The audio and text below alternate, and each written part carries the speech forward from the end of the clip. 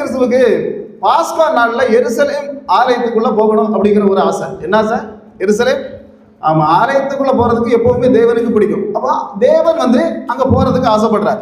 அப்ப போகும்போது அந்த இடத்துல ஒரு 12 வாசல்கள். என்ன வாசல்கள்? எருசலேமை சுத்தி எத்தனை வாசல்கள் உண்டு?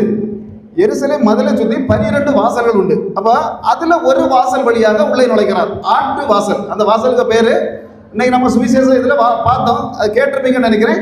ஆட்டு வாசல் வழியாக உள்ளே போகிறார். அப்ப 12 வாசல்கள் சொல்றீங்க பிரதர், எந்த வாசல்லாம் இருந்தது?